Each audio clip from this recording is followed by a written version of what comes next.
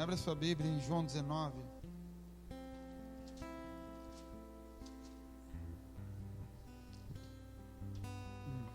Versículo 23.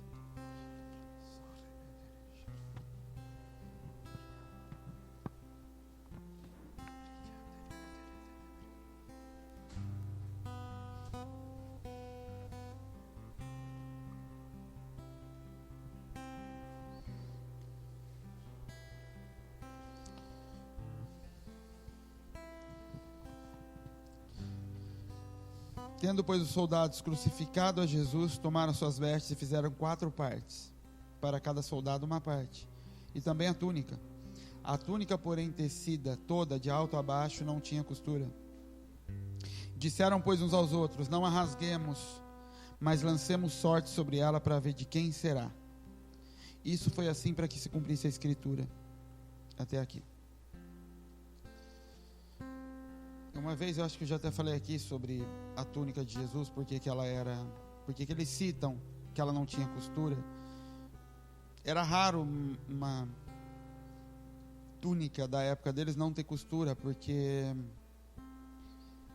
não existiam, na época de Jesus já existia, mas antes de Jesus não existiam túnicas sem costura, porque não tinha tear grande o suficiente para fazer uma tira de pano larga. Então você tinha que fazer algumas tiras de tecido e costurá-las. Mas essa época aqui já tinha, mas era coisa de gente rica. Conseguir comprar um tecido grande o suficiente para não ter que costurar. E por isso que eles não rasgam a túnica. Era direito dos executores, quando eles matavam alguém, ficar com as roupas. Então as vestes de Jesus, eles rasgam em 4 pedaços, e cada um leva um pedaço para si, porque tecido era algo que era caro. Então eles não desperdiçavam. Mas a túnica eles não rasgam. E essa semana, quinta-feira, eu comecei a falar com Deus a respeito disso. E Deus começou a falar comigo a respeito de roupa, da túnica e das vestes. E aí eu comecei a procurar na Bíblia todo lugar que falava de túnica e de vestes. Primeira coisa para você entender é que algumas aplicações do que Deus traz na palavra dele, não adianta você querer entender como lei. A roupa é isso, escrever num caderno, e túnica é isso. Isso serve para uma revelação específica do que Deus quer falar com você hoje. E que você pode aplicar isso se um dia você tiver que ministrar sobre alguém, mas não tome isso como o simbolismo de túnica é esse, de capa é esse, de roupa é esse, porque em alguns momentos pode ser que Deus use a mesma palavra para falar com a gente só sobre vestes. Túnica, roupa, capa, tudo como vestes. Em outros, como em Efésios, ele vai separar sapato de capacete de cada pedaço da roupa. Mas eu queria hoje que a gente falasse sobre as duas coisas, sobre túnica e vestes. Sempre que a Bíblia fala de roupa, ela fala de justificação. O que é isso? O motivo pelo qual me permite acessar algo. O que você está vestindo, teoricamente fala sobre você. Quando você encontra alguém pela roupa, é o primeiro julgamento que você faz daquela pessoa. Em alguns lugares a pessoa não pode entrar de acordo com a roupa que ela está vestida. Por quê? O que justifica ela poder entrar em alguns lugares são as suas vestes. E é natural que a gente acabe se vestindo e colocando para o lado de fora um pouco do que a gente é para o lado de dentro. Então quando alguém fala, você está vestido como velho. Sim. De alguma forma você expressou algo do lado de dentro, que é a sua personalidade, ou que você entende que é o próprio para aquele lugar que você vai, e você colocou para o lado de fora. Então você pode sim conhecer uma pessoa olhando para o que ela veste. Por quê? Porque é como ela se justifica na hora de se apresentar para você. Ela do lado de fora manifesta o que ela quer mostrar para o lado de fora, o que ela quer dizer com aquilo. Então quando você vai para um encontro com sua namorada, quando você acabou de conhecê-la, você se veste bem. Por quê? Porque você quer vender algo para o lado de fora. Você quer justificar o agrado da parte de lá. Você quer ter direito a ser bem visto pelo lado de fora. As vestes dizem isso. Então quando Adão se relacionava com Deus, ele não precisava de vestes. Por quê? Ele não precisava se vestir. Porque ele não necessitava de nada que justificasse o contato com Deus. O contato era limpo. Por isso que o nível mais íntimo que você tem de vestes é com quem? Com o seu marido, com a sua esposa. Porque não é necessário nada para justificar aquela comunhão. ela já é dada, porque é uma só carne. Então, para que essa carne se relacione com a outra, não é necessário nada que aprove, nada que dê direito àquilo. Na conquista você precisava, no relacionamento não. Por isso Adão não tinha que fazer. E quando Adão peca, a primeira coisa que ele percebe é que ele estava nu. Ele tem noção, eu estou diante de outra pessoa, que não é minha carne, e eu estou expondo demais. E aí ele faz para ele, o que no original é mais ou menos como um avental. Não cobria o corpo todo. Então aqueles desenhos que você vê lá de Eva, que fez um sutiã de mar, de folha, não é aquilo. Era quase que um avental amarrado na frente, para cobrir só a parte da frente deles. E Deus abre sua Bíblia em Gênesis. Eu não vou pedir para você abrir todos os textos, eu vou citando eles, mas abre Gênesis. O que Deus fez para eles? Você lembra?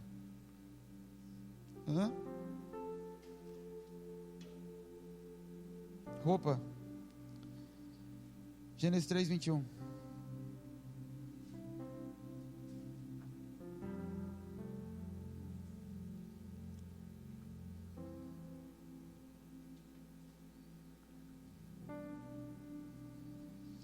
Vamos ler o 7, 3, 7. Então foram abertos os olhos de ambos e conheceram que estavam nus, e coseram folhas de figueira e fizeram para si cintas, está na sua? Em alguma versão vai falar vestes, vestimentas. Eles fizeram roupas, que eram um tipo de avental, mas eles fizeram roupas. Agora o 3:21. E fez o Senhor Deus a Adão e a sua mulher túnicas de pele de um animal, que eu acredito que era um cordeiro. Quando eu comecei a ler essa semana e comecei a buscar entender túnica e veste, algumas histórias são marcantes na Bíblia com relação a túnicas e com relação a roupas. Sempre que a Bíblia de roupa, ela fala de roupa, e normalmente ela fala diretamente a palavra roupa, ela fala de justificação. E todo homem caído, quando ele se aproxima de Deus, e principalmente quando os olhos dele são abertos, assim como o de Adão, a primeira coisa que ele faz, constrói roupas. Então você se converteu, ou você se reconverteu, ou você qualquer coisa, a primeira coisa que você faz, quando seus olhos abrem, você enxerga Deus, você faz roupas para si, para poder se relacionar com esse Deus. Você já prepara motivos que te permitem estar diante dele. E o problema é que toda vez que um erro seu é apontado, ao invés de você se despir, você procura roupa para encobrir aquele erro, todas as vezes. Porque é natural que a luz, quando ela vem, ela jogue luz e eu comece a enxergar os erros, as sujeiras que eu tenho. Só que a luz não vem para que eu cubra o erro, ela vem para que o erro seja sarado e seja tratado. Só que a gente coloca roupas. E quando a Bíblia fala de túnicas, normalmente ela fala de propósito, de destino. A túnica, ela era como se fosse quando você vê a roupa de um hebreu, você vê em qualquer figura, aquele vestido que ele vestia, tinha um furo na cabeça, aquele é a túnica. É a roupa principal, era a túnica. Quando fala das roupas, igual a de Jesus aqui, tiraram as vestes e a túnica, é porque por baixo eles usavam um pedaço de pano, como se fosse uma camiseta e uma bermuda comprida, para proteger e para separar até aquela roupa grossa do lado de fora. Mas todas as vezes em que a Bíblia cita túnicas, ela fala de propósitos. Aquela túnica tinha a ver com o destino que alguém tinha dado para aquela pessoa, com o que dizia respeito a ela. Então quando você olha para José, a Bíblia diz que o pai de José amava José. José era filho do amor. José se relacionava com Jacó com base em amor. Os outros filhos se baseavam com base na descendência que eles tinham.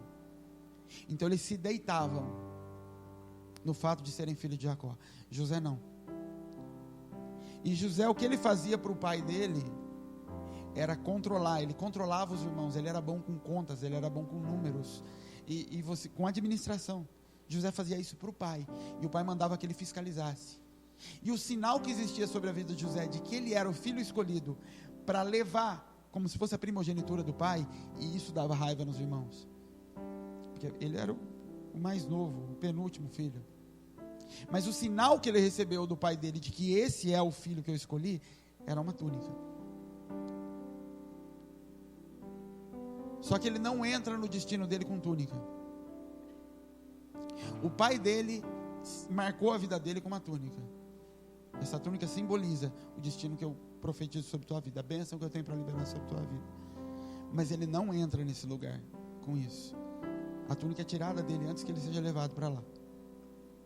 Davi, quando ele chega para morar com Saul, a Bíblia diz que a alma dele se ligou à alma de Jonatas.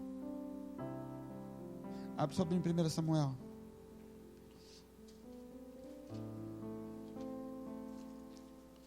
Diz 18.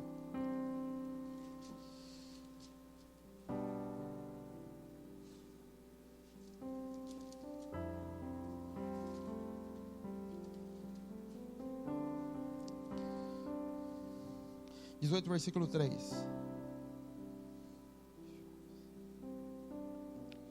E Jonatas e Davi fizeram aliança, porque Jonatas o amava como a sua própria alma.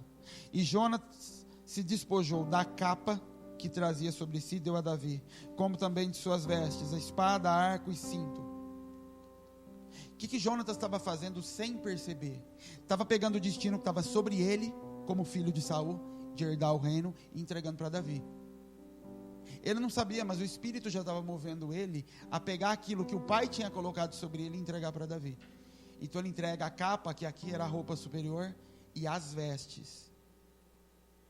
É como se ele estivesse transferindo para Davi o propósito dele. Isso se cumpre lá na frente. Pelo mesmo motivo que Saul encheu tanto o saco e fez de tudo para que Davi se casasse com a filha dele. Também não sabia, mas estava justificando Davi no trono depois. Com a entrega de Jonatas e por se casar com a filha do rei. Mas as roupas são entregues para Davi dessa forma, para que ele cumpra isso. O problema é que quando a gente se encontra com Deus, se reencontra com Deus, a gente recebe essa veste. O filho pródigo, quando volta, o papai põe anel na mão dele, veste ele de novo. Só que ele não assume governo quando ele volta. Ele senta na mesa. Porque essa entrega das vestes é algo intencional, é algo que eu decido fazer ou não. Jesus escolheu entregar suas vestes para ir para a cruz. Deus não tomou as vestes dele. Ele recebeu aquela capa, aquela túnica, e eu não sei quem deu aquilo para ele, mas ele recebeu aquilo por algo que as pessoas viam nele, pelo que ele fazia, pela forma como ele se movia, mas ele só entrou no propósito dele por decidir tirar a capa e tirar as vestes. Capa não se rasga, porque propósito que Deus te dá, ele volta, cedo ou tarde, a túnica é devolvida. As vestes são rasgadas. Por isso que todas as vezes que um homem queria se humilhar diante de Deus, o que ele fazia? Rasgava suas vestes. O que ele fazia diante de Deus? Ele tirava todas as desculpas. Ele falava, ó, não tem nada para justificar. Eu estou no nível extremo, Deus, de que não tem jeito, de que tem coisa errada, que eu vou rasgar as vestes. Eu vou acabar com todas as desculpas. Eu vou acabar com todas as razões que eu acho que não é bem assim a coisa. Rasgue suas vestes. Os profetas, quando traziam palavra para o povo e falavam para o povo se humilhar, para que Deus tivesse misericórdia, ele falava o quê? Rasguem suas vestes. Túnica não se rasga, porque o propósito que Deus deu para você, ele é seu. Pode ser que a túnica tenha que se manchar de sangue, como foi a de José. A de José eles molharam no sangue. Aquilo ali já era a figura de Cristo, já era o Salvador do mundo, tendo que entregar primeiro, entrega as vestes, passa um tempo lá embaixo, no calabouço, no inferno, como Jesus passou, para depois se tornar Salvador do mundo, como foi o caso de José. José passou a mesma coisa que Cristo. Só que José não foi no mesmo momento, porque Cristo tomaram a capa e as vestes no mesmo momento. Com José não foi assim. Quando José é vendido, os irmãos tomam uma túnica dele, deixam ele de roupa. O propósito dele, teoricamente, eles estavam arrancando de José. Esse menino não vai ser quem o pai disse. Ele não vai governar sobre nós, como ele disse que vai nas profecias, que ele disse que sonhou. Eles tentam, teoricamente, tirar isso de José. E José é levado pelos ismaelitas, se eu não me engano, para o Egito, que levavam mirra e bálsamo, ou seja, eles estavam levando remédio, estavam levando cura para o Egito, e levam José junto. E quando chega lá, abre sua Bíblia em Gênesis, o que tiraram dele, os irmãos? A túnica, não foi? Gênesis 39.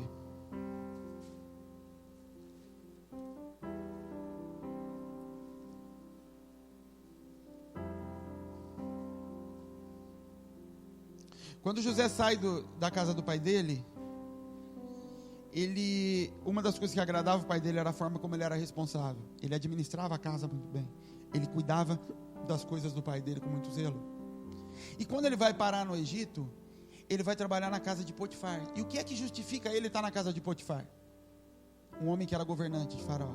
Por que ele leva José para dentro da casa dele? Um escravo hebreu. Porque José era bom no que fazia. Versículo 4, 39:4, vamos ler. José achou graça aos seus olhos, falando de Potifar, e servia-o. E ele pôs sobre sua casa e entregou na sua mão tudo o que tinha. E aconteceu que desde que puseram sobre sua casa e sobre tudo que tinha, o Senhor abençoou a casa do egípcio por amor de José. E a bênção do Senhor foi sobre tudo que tinha na casa e no campo. Então, pensa assim, José tinha talento. Aquilo justificava José diante do pai, além do amor, e diante de Potifar. José perde seu propósito, teoricamente, de governo sobre os irmãos e é levado para o Egito, para um lugar que não tinha nada a ver com o propósito de José, mas ele é levado para ali. Quando chega ali, as vestes estavam intactas. Aquilo que justificava José humanamente, e não com propósito divino, ainda estava inteiro. E quando Potifar olha para ele e fala: você tem algo aí, esse negócio aí é bom, vamos usar isso daí, e traz ele para dentro de casa. E o que justifica José não está no calabouço, não está carregando pedra, e está trabalhando como gerente da casa do governador, é o que? Aquelas vestes que ele trouxe do Egito, lá da casa do pai dele, as mesmas coisas que ele fazia, no que ele era bom, até que Deus usa uma mulher para arrancar as vestes dele. Às vezes Deus vai usar a igreja para arrancar sua roupa, para tocar naquilo que você ainda é bom, para poder te despir de uma vez, rasgar as suas vestes e te jogar no lugar que você tem que estar. José só vai parar no lugar que ele tinha que estar, que era na cadeia, porque alguém arranca sua roupa. A Bíblia diz que aquela mulher queria se deitar com ele. Por causa daquelas vestes, por causa daquela apresentação de José, por causa do talento de José, por causa da boa aparência de José, formoso, aquela mulher quer se deitar com ele. E por causa daquilo, ela arranca a roupa dele, ele sai correndo. Eu não sei que roupa ela arrancou, mas eu quero que você entenda, com seus olhos espirituais, não era mais a túnica, eram as vestes que tinham sobrado. E sem aquela roupa, já não tinha mais sentido ele estar naquele lugar, porque aquela roupa que justificava aquela casa. Sem aquela roupa ele vai para o lugar onde todos os que não tem nada, nem justificação e nem destino, vão para o calabouço. E ele fica preso na cadeia. E ali estava o propósito dele. É ali que ele conhece o padeiro e o copeiro. É ali que ele começa a entrar no propósito dele. As duas vestes têm que ser perdidas. Às vezes você diz que abriu mão da túnica. O propósito que Deus deu é: eu já não vou mais fazer isso, eu não estou mais nisso, eu desisti disso. E Deus está: você abriu mão da túnica. Eu não quero mais ser pastor, eu não quero mais gravar CD, eu não quero mais alguma coisa. Eu abri mão, estou todo nas suas mãos. Eu abri mão da túnica, o destino. Meu destino está nas tuas mãos. O Senhor fala: tá bom, mas ainda tem roupa para ser tirada. Porque você continua ainda embasando o que você é, o que você vai ser em mim, naquilo que você é. Não basta tirar a túnica, ela tem que ser mergulhada no sangue. Apocalipse diz que João, quando viu, ele fala: eu vi aqueles que lavaram as suas vestes no sangue do Cordeiro. É disso que ele estava falando. Tirar a túnica já é difícil, mas é mais fácil, porque ainda sobra roupa. Então eu perco meu cargo de pastor nessa igreja, mas eu saio ainda sabendo pregar e vou para outra igreja. E eu falo: olha, eu sou humilde, o Senhor tirou o meu cargo, mas a glória a Deus. Mentira, eu estou com as vestes aqui ainda, porque a túnica é tomada, não foi entregue, foi tirada. As vestes são rasgadas, e normalmente é você quem rasga. O profeta não rasgou a veste de ninguém, ele mandava a mensagem: rasguem suas vestes. Jó rasga as suas vestes. Quando ele vê seus filhos morrendo, ele não se usa de nada diante de Deus, do conhecimento, da sabedoria. Ele rasga as vestes, fica nu e fala: é isso, não tem nada que me justifique diante de Deus. E o mais difícil é você constatar que mesmo depois de andar muito tempo diante de Deus, ouvir muita coisa, você ainda começa a ver um monte de roupa, coisas que você ainda tenta usar para ser a justificação pelo ministério, a justificação pelo que eu vou fazer para Deus. E não adianta, porque enquanto você estiver fazendo isso, você está vivendo na casa de Potifar. E sabe o que é o pior? Quem é que abençoava a casa de Potifar? Deus. Tudo que José fazia era abençoado por Deus. Porque quando você se move em cima de algo que foi Deus que deu, de talentos, de coisas, Deus vai se mover em cima de você. Só que não cumpre propósito. José podia ter passado a vida inteira na casa de Potifar, ser feliz, ser próspero.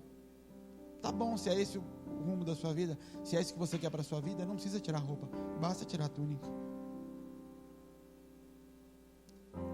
Estava falando com o Miquel ali agora na hora do culto. Falei: Deus fez o homem para trabalhar? Não. Então por que Deus não passava o dia inteiro com Adão no jardim?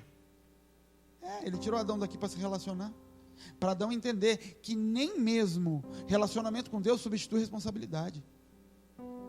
Nem o próprio Deus falava: vamos ficar o dia inteiro aqui, Adão, vamos ficar chapando. Não, Adão, você tem responsabilidade, vai cuidar do mato lá, vai cuidar dos bichos. Mas não é para chegar no Senhor, não.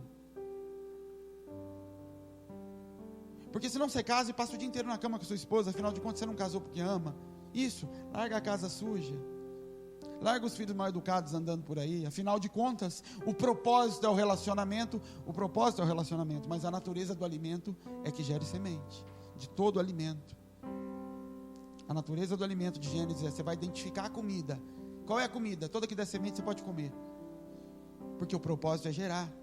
E se eu não entendo o propósito, eu começo a manifestar o que eu sou, do jeito que eu sou, e com Deus, e é Deus, e glória a Deus, e Deus está fluindo, e Deus olha e fala: muito lindo, mas todo o resto vai morrer de fome, sua casa vai criar teia de aranha, o jardim vai crescer mato, Adão, porque você quer chapar comigo, porque você quer ficar comigo o dia inteiro.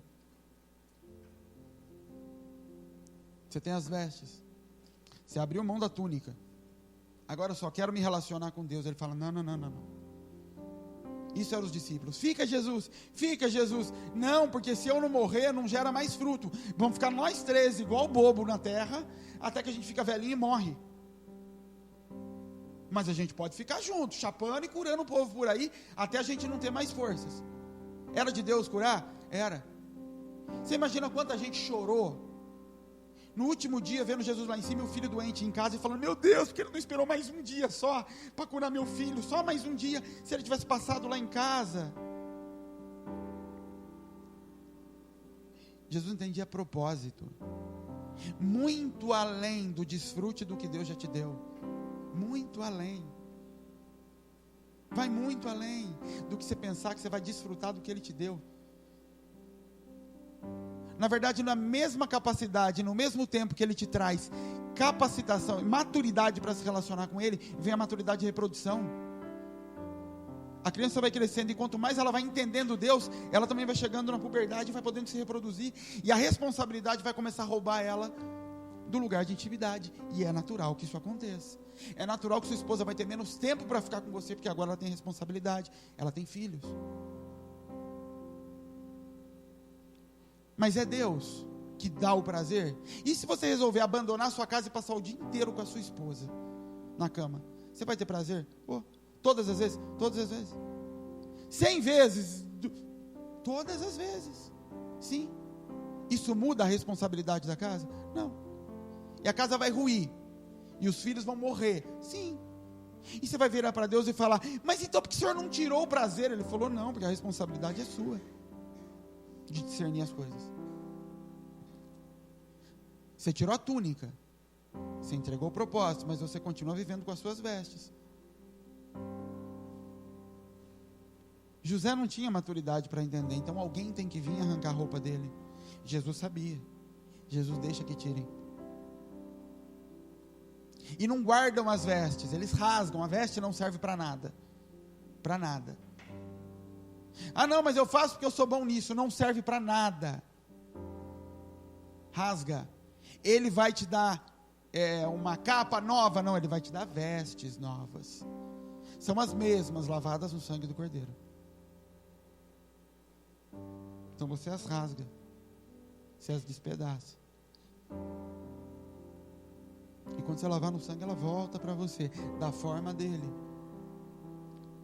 Ou você pode viver na casa de Potifar. Você tem que entender que rasgar as vestes não diz respeito só a você. Isso tem a ver com o propósito que Deus tem para fazer através de você. E eu, às vezes, eu tenho precisado, nesses últimos dias, me controlar. Na intensidade do que grita dentro de mim, que às vezes entra minha alma, e eu fico até com raiva, às vezes, de quando vão crescer, quando vão perceber, quando vão sair desse lugar, de que é em função dos outros, não é em função de você. Não me importa o quão bom você é em pintar a parede, se você não fizer de uma forma que ele consiga aprender a pintar, não vale de nada. Pelo menos para aqui não vale, porque o motivo pelo qual você está pintando agora é para que os outros aprendam a pintar. Tem que ser dessa forma, tem que ser de forma responsável. Eu vou pintar e eu vou dar uma pincelada devagar para que o outro veja, e de repente eu vou olhar e vou falar: você não está prestando atenção, olha aqui, porque o único propósito de eu estar pintando essa parede é você aprender. Sabe quando você está ensinando pessoas, e aí você olha e de repente elas estão brincando, e você está fazendo todo o serviço? Já passou por isso? Você falou: eu estou aqui, o serviço é seu, eu estou aqui para te ajudar. Se você não quer aprender, então fica aí você, e eu vou embora. Não é assim? Quantos de nós se comportam desse jeito, diante do ministério, diante das coisas que Deus colocou? Não, eu já sei fazer, cara, fica tranquilo, você sabe, então tá bom. Então vem cá que eu vou orar, vou pôr a mão na sua cabeça. Ele falou: Senhor, eu te entrego. Pode vir, Pai, pode vir sobre ele agora e executar o ministério em cima dele, porque ele está dizendo que está pronto. Jesus só os enviou depois de soprar o Espírito, depois que realmente estavam prontos.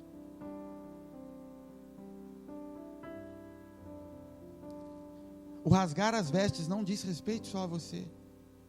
Quando Estevão está pregando, Estevão foi o primeiro mártir da igreja, o primeiro que se entregou à morte. E ele confronta, é engraçado você ver em Atos, eu acho que 6, ele começa, não vou ler o texto todo, mas ele passa, na minha Bíblia pelo menos, é mais de 2 páginas da Bíblia, discursando, desde Abraão lá atrás, até Jesus, contando toda a história para aqueles fariseus, para ver se eles entendiam. Só que chega no final, ele para de contar a história e começa a bater, mas bater, deu falar, esse é o cara, esse aí bate com força. Ixi, raça de víboras, vocês são isso, vocês são aquilo, vocês mataram Jesus. Chegou no fim da história, acho que ele começou a lembrar de Jesus, e ele fica com raiva e começa a ir duro para cima daqueles homens. Aqueles homens começam a ranger os dentes, pegam Estevão, jogam para fora, arrancam a roupa dele e começam a apedrejá-lo. Quando ele arranca a roupa dele, arrancam as vestes dele, eles jogam no pé de um jovem que estava do lado. Quem era o jovem? Saulo. Ele assistia e concordava com aquilo. E a Bíblia diz que quando eles fazem isso com ele, ele olha para o céu e o céu abriu. E aí, sempre que eu imagino esse céu abrir, eu imagino as nuvens abrindo e o sol. Mas ele não vê só isso, ele vê mesmo no alto o trono, ele vê Jesus do lado de Deus. E é a única vez que a Bíblia fala de Jesus de pé. Jesus sempre está sentado nas visões. É como se Jesus recebesse ele de pé, ficasse de pé para receber Estevão.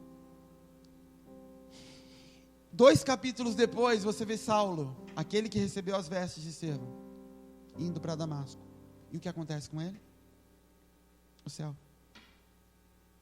A Bíblia não fala o céu rasgou, a Bíblia fala que do alto veio luz. É como se a morte de Estevão tivesse aberto o céu, para que Saulo lá na frente pudesse ver.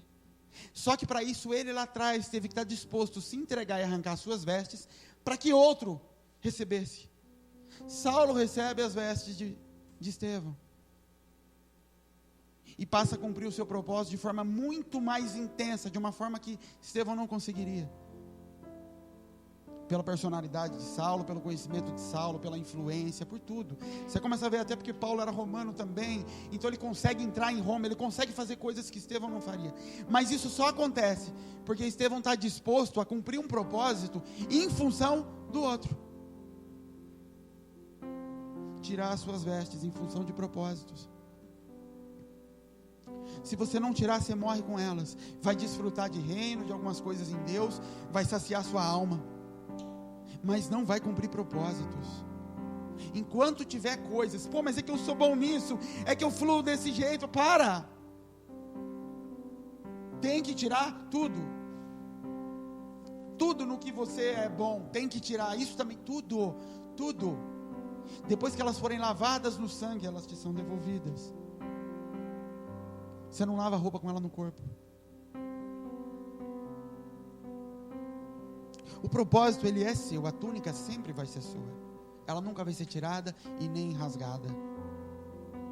O que o pai reservou para você, a bênção que Jacó colocou sobre a vida de José, ele nem imaginava o que estava fazendo quando ele colocou aquela túnica sobre José. Ele não sabia, ele estava sendo movido por Deus para já colocar destino sobre a vida de José.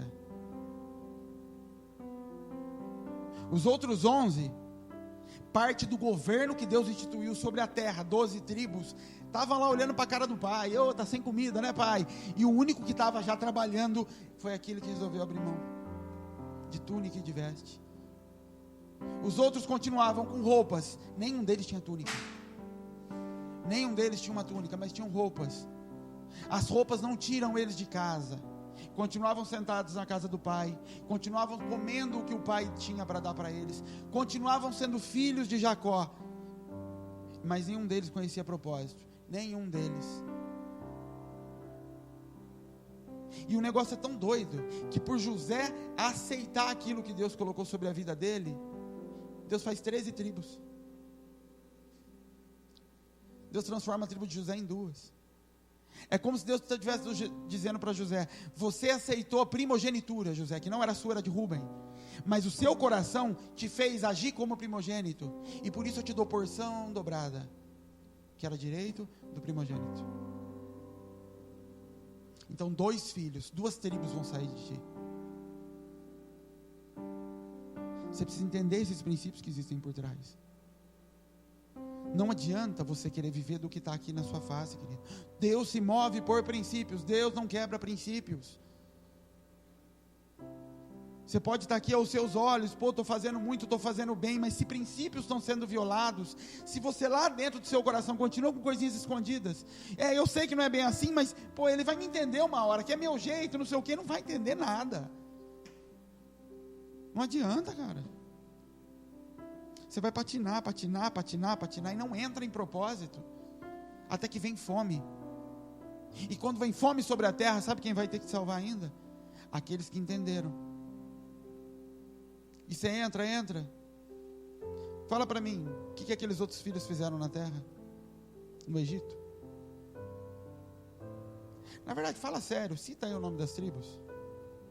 A não ser que você parou para estudar isso, porque você é curioso, você não sabe. Sabe quais a gente sabe? Aquelas que cumpriram o propósito. Você sabe de Levi? Você sabe de Judá. Você sabe de Efraim e Manassés, porque é José. Se falar essa, mas tem nome de tribo que se eu falar aqui, eu falar, está na Bíblia? Por quê? Porque Deus fala, você vai cumprir algumas coisas, porque estão na sua natureza. Quando você gerar um filho, esse filho faz parte do governo, você nem sabe por quê, mas faz. Mas intencionalmente você não desfruta de propósitos, porque você nem entendeu ele.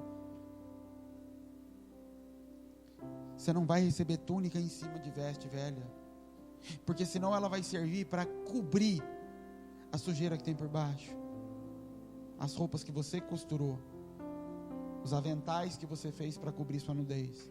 A túnica vem e cobre aquilo, o propósito cobre aquilo. Pastores que já receberam suas túnicas, e quando você chega mais perto e tem intimidade suficiente para ver ele tirando túnica, você vê a roupa toda rasgada, toda furada, e fala, nossa, quem diria, esse cara lá no púlpito parece tão... Você fala, é. Ou porque ninguém arrancou a roupa dele, ou porque ninguém pregou e ensinou ele que ele precisa rasgar aquilo e ficar nu. Você não faz isso com seus pais. Cã tentou fazer isso com o pai dele. Cã viu a nudez do pai e foi amaldiçoado. O pai vê a nudez do filho. Por isso que para Jesus foi muita humilhação, porque eles pegaram o próprio Deus, o próprio Pai, e deixaram nu diante de todo mundo. Por isso que o céu entrou em colapso, terremoto, morto ressuscitando. É como se o equilíbrio natural de todo mundo espiritual entrasse em curto-circuito. O Pai nu diante de todos os filhos. Crítico, assim, racharam o mundo no meio naquela hora. O véu rasga. Imagina o que foi aquilo, literalmente terremoto, defunto levantando da terra. Porque era milagre, Deus fazendo milagres aos olhos do povo. Não, o mundo espiritual em colapso. O pai nu. Quando não amaldiçoou a cama, ele estava na verdade manifestando ali algo que era o mundo espiritual. O filho vendo a nudez do pai. O problema é quando o inverso não acontece. O filho não se despe diante do pai. Ele colhe, ele faz para si aventais, para cobrir o que ele tinha que mostrar. Na verdade era como se Deus falasse para Adão, realmente você está mesmo nu,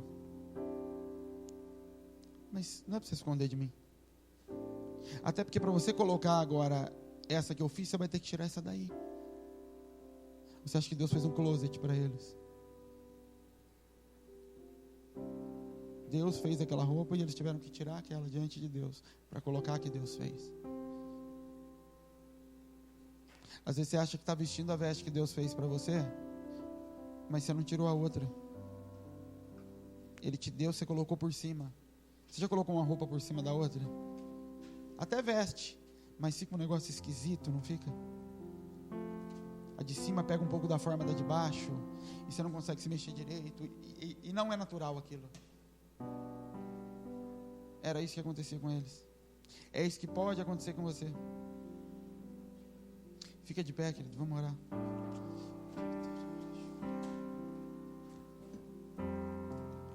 Quando José sai do calabouço, as prisões naquela época era mais ou menos como as prisões do interior no Brasil. As pessoas não têm nem roupa direito, se vestem com a mesma roupa, não tomam banho. Isso era um calabouço no Egito. O povo sem ter muito o que vestir, usando aquela roupa rasgada, toda arrebentada. E de repente o faraó manda chamar José. E quando ele manda chamar José,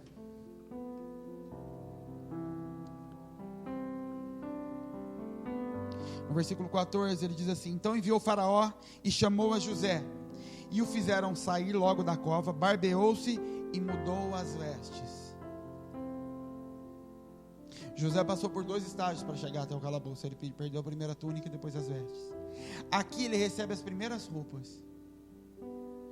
Essas roupas trocaram em José para justificar a presença dele diante do faraó. É como se dissesse: com essas roupas de cadeia você não pode ir diante do faraó. Então eles dão um banho, eles lavam José, faz a barba de José e põe uma roupa que o torna digno de se apresentar a faraó. E ele vai e se apresenta a faraó.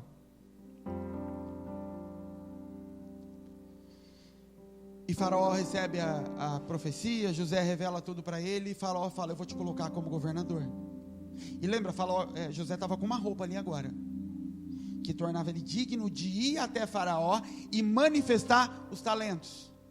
Ele volta a usar aquilo que era o que ele tinha antes, ele volta a usar diante de Faraó agora. Primeiro os sonhos, e depois a capacidade de administrar, que é o que Faraó fala: onde eu vou achar um homem sábio como você? Aquelas primeiras roupas dão a ele a capacidade de voltar a mostrar talentos. E aí Faraó tirou Faraó o anel de sua mão, pôs na mão de José, fez vestir de vestes de linho fino. Faraó coloca sobre ele a túnica que os irmãos tinham tirado lá atrás. E quando verem você andando com essa roupa, vão saber: esse cara aí é da turma do Faraó. Ele abriu mão. E na hora de voltar, as coisas voltam na mesma intensidade. Você não vai vestir túnica antes de vestir vestes. Você não vai receber propósitos de Deus antes de tirar as vestes, ficar num tempo enquanto elas são lavadas, depois colocar as vestes, para depois receber túnica, cara. Às vezes você está brigando por causa da túnica, ou já está experimentando ela, entendi o propósito, e Deus fala: não, sujou de sangue ainda, não rasgou as roupas de baixo, ainda tem muita roupa para rasgar. Deixa de ser ansioso, para de esconder as coisas debaixo da túnica, não vai funcionar. Eu vou devolver na hora que tiver que devolver, fica tranquilo. Os talentos que eu te dei, foi eu que dei, eu vou usá-los, eu não desperdiço talentos. Se eu te fiz bom pregador, eu vou usar a pregação. Se eu te fiz bom cantor, eu vou usar, bom músico, bom administrador, eu vou usar na hora que eu quiser. Mas vão te chamar quando você estiver sem roupa, com roupa suja, e vão até te dar roupa nova para isso. Fique em paz. Vocês entenderam, gente? Vamos orar. Senhor Deus, nós te agradecemos por esse dia, Pai amado, por esse tempo na tua presença, Senhor. Que tudo que foi dito aqui, Pai amado, encontre lugar no coração de cada filho teu, Senhor amado. Nos ajuda, Senhor amado, a entender, Pai, a compreender o que o Senhor tem para nós. Nos ajuda a desfrutar, Senhor amado, da tua palavra, dos teus propósitos, Senhor. Em nome de Jesus, Pai, leva-nos a um lugar de maturidade, Pai. Leva-nos a um lugar, Pai, de assumir aquilo que nós temos como responsabilidade, Pai amado. De não descermos para brincar com as crianças na piscina e aproveitarmos a piscina e deixar a criança morrer afogada, Pai. Que a gente possa entender que ainda que a gente tenha desfrute, ele não vem antes da responsabilidade no propósito do Senhor. Nos ajuda a nos despir, Senhor. Nos ajuda a tirar tudo aquilo que a gente tem guardado, escondido, Pai amado. E se expor para o Senhor, para receber as suas vestes, as vestes do Cordeiro, no tempo que o Senhor quiser fazer isso. Em nome de Jesus, Pai, que nós oramos e te agradecemos, Deus. Amém, Senhor.